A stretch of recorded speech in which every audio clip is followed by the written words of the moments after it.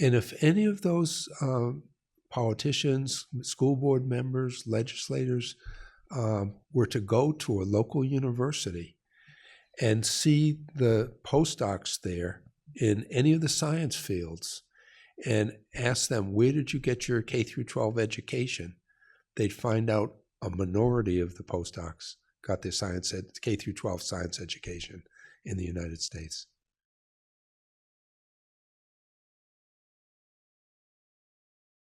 What common sense and a good number of education researchers who really study this in detail will tell you is that content-rich resources are absolutely necessary to fulfill the democratic promise of America. And that's because when you cut content in the name of equity, you hurt disadvantaged students the most.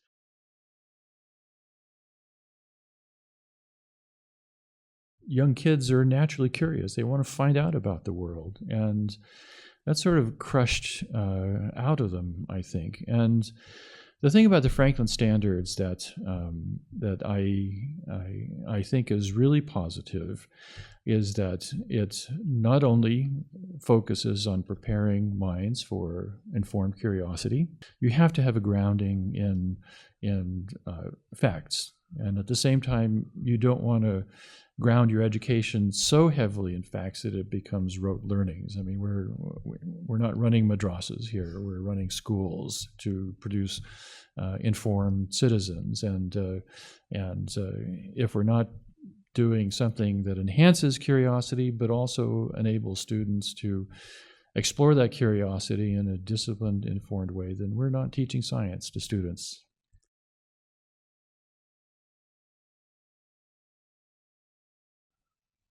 My sense of the next generation science standards is that it encourages pointless questions that waste students' time and then rote learning at too shallow a level to be useful. And above all, I guess I would say lack of the essential mathematical rigor that you need to really dig into science and, to be ready for college. But, to learn the truths of science that can only be expressed in the language of mathematics.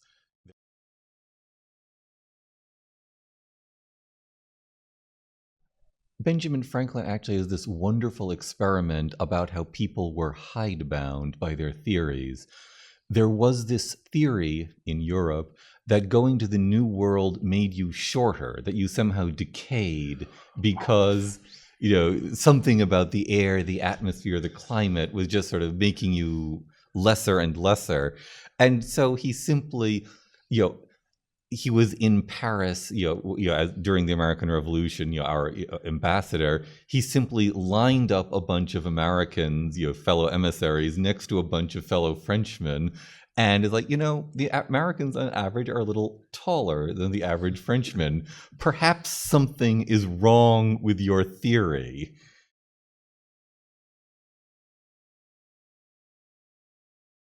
And I guess I would say then for the culture, that scientists talk with one another about science, that they write about science, that they offer their arguments to one another for the judgment of their fellow scientists.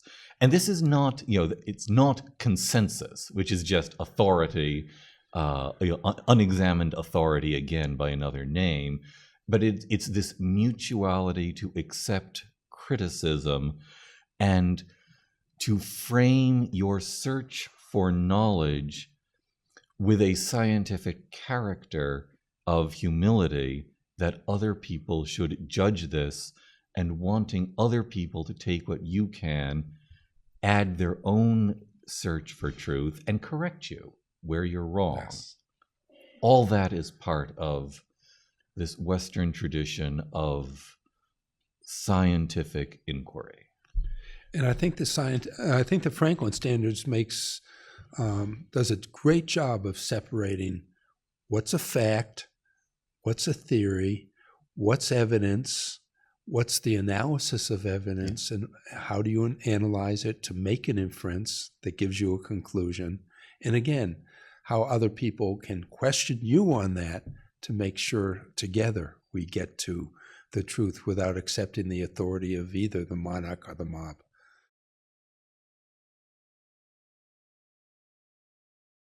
One of the things I thought did this really nicely in terms of how you build and progress, that in grade 3, I believe it is, you have the history of life on Earth.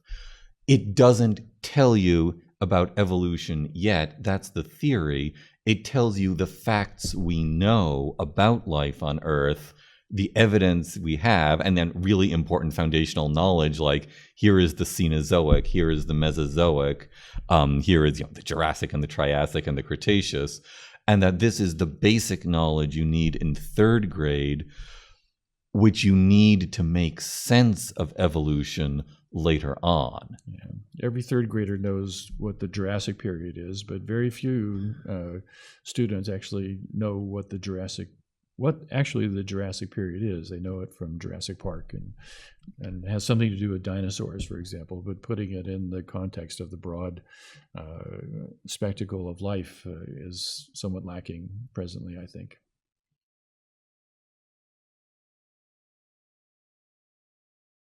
The idea that you should train students to be environmental activists before they even know how the environment works, much less what the counter arguments are. And I must say, this is, down to the, I can tell you that, in the higher levels, you have, the government will sometimes force a factory to clean up, stuff that's going into a local river because there are pollutants coming down from the river, except, oops, if you look at the data, they actually got the sample from a different river rather than the one that's supposedly being polluted.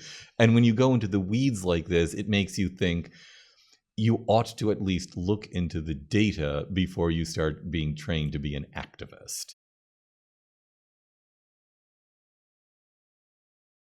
One of our colleagues added this in. The theory of plate tectonics did not precisely get experimental proof until GPS. That was wonderful to hear. The global positioning satellites, and now you can actually see the continents moving in real time. It was, obviously a really good theory, which accounted for an awful lot of the evidence. But just in this last generation, we now have the technology to actually say, oh yes, we witness it happening.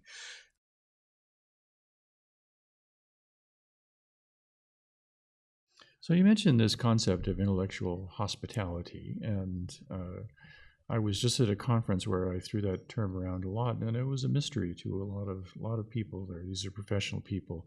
Tell us a bit more about what intellectual hospitality is, and maybe how this notion of humility feeds into it. We actually introduced the term intellectual hospitality in the introduction of the Franklin Standards. It was a phrase coined by John Dewey to encompass both humility and civility. That humility that you may not be right, and civility that when you take other people's criticisms of you, you take it respectfully, and they give it respectfully, and together you try to reach the truth.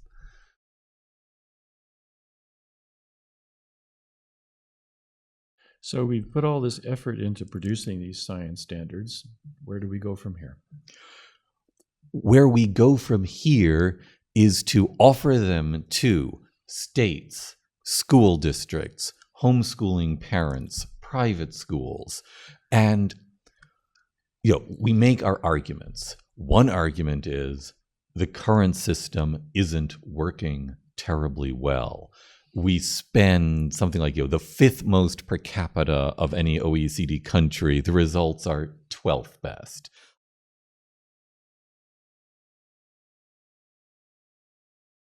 Speaking of the road to hell is paved with good intentions, I brought in this book.